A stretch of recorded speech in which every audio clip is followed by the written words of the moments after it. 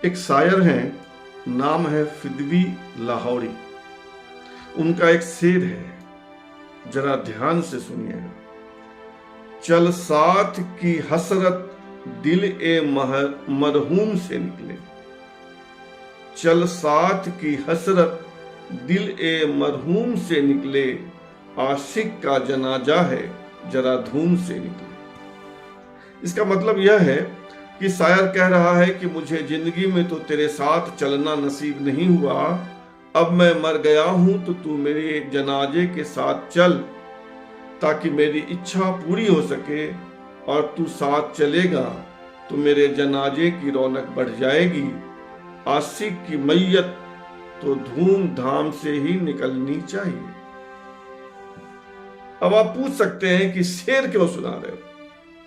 हुआ यूं कि गृह मंत्री अमित शाह पिछले दिनों एमपी के दौरे पर थे। वे राजगढ़ गए और राजगढ़ के चाचौरा और सिरोंज में बीजेपी के कैंडिडेट रोडमल नागर के लिए चुनावी सभा की।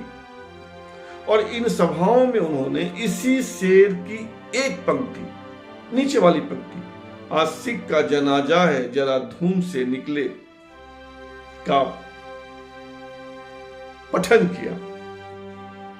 पठन किया सही शब्द नहीं है, कहिए कि उन्होंने इसी शेर की एक पंक्ति लोगों को सुनाई। अब इस पंक्ति को लेकर बीजेपी के कैंडिडेट रोडमल नागर को कितना फायदा हुआ यह पता नहीं, लेकिन दिग्विजय सिंह जो राजगढ़ से कांग्रेस के कैंडिडेट हैं, इस पंक्ति को ले उड़े। और अब यही पंक्ति दिग्विजय सिंह के पक्ष में माहौल बना रही है। सब कुछ कैसे हुआ मैं आपको बताता हूं, ध्यान से सुनिए। अब शाह साहब तो आए, उन्होंने 15-17 मिनट का भाषण दोनों जगह दिया और शेर जनता के बीच शेर दाग दिया कि चल साथ की हसरत दिल ये महरूम से निकले, आशिक का जनाजा है जरा धूम से निकले।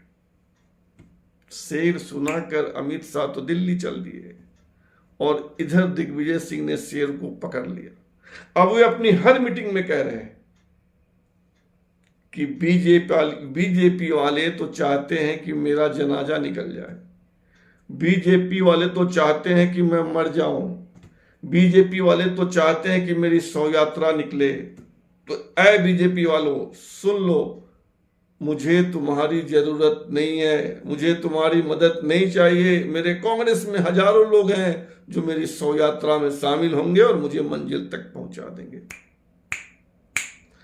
सहानुभूति। अब लोग कह रहे हैं कि हाँ भाई सही बात है, किसी के मरने की दुआ क्यों हो रही है, किसी के मरने की बात क्यों हो रही है, जबकि अमित शाह के कहने का मतलब ये नहीं था। अमित शाह के कहने का मतलब ये था कि भाई दिग्विजय सिंह को अब रिटायर करो और जरा बढ़िया से रिटायर करो, यानी भारी वोट से हराओ इनको। वे कहना यह चाह रहे थे, लेकिन गलत शेर का उपयोग कर बैठे और उस शेर को दिग्विजय सिंह ने पकड़ लिया।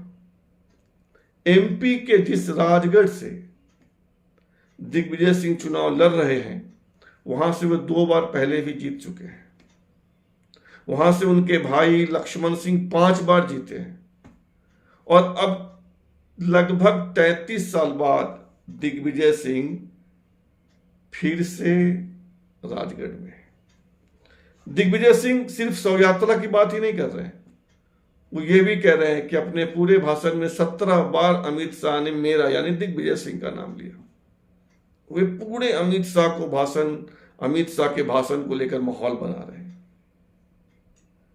अब लोग कह रहे हैं कि भाई अपनी मेहनत से दिग्विजय सिंह तो पहले ही रेस में आ गए थे, अब इस भाषण से उनको लाभ हो जाएगा। अब कितना लाभ होगा यह तो 4 जून के बाद पता चलेगा, लेकिन शुरू से ही दिग्विजय सिंह ने राजगढ़ में माहौल गढ़ने का, बनाने का काम किया है। वे पदयात्रा कर रहे हैं, गाड़ी का उपयोग नहीं कर रहे हैं और अपने हर भाषण में कह रहे हैं कि यह मेरा आखिरी चुनाव है, यह मेरा आखिरी चुनाव है।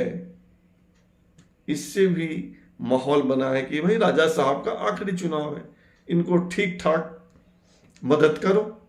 और ऊपर से अमित शाह का शेर, आशिक का जनाजा है जरा धूम से निकले।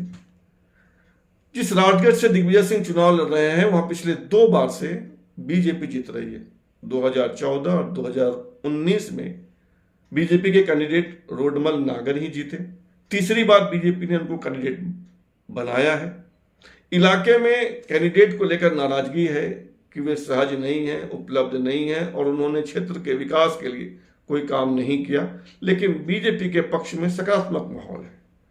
मोदी या पीएम मोदी को लेकर अच्छी भावना है और उसके बीच दिग्विजय सिंह बड़ी मजबूती से अपना पक्ष रख रहे हैं और अपने पक्ष में माहौल बना रहे हैं और इस शेर ने तो उनको और ताकत दी है। हालांकि पिछला चुनाव यानी 2019 का चुनाव दिग्विजय सिंह भोपाल से लड़े थे और लगभग 4, साढ़े 3 लाख, 4 लाख वोट से हार गए थे। अब देखना है कि राजगढ़ में क्या होता है, आशिक का जनाजा धूम से निकलता है या नहीं निकलता है। धन्यवाद।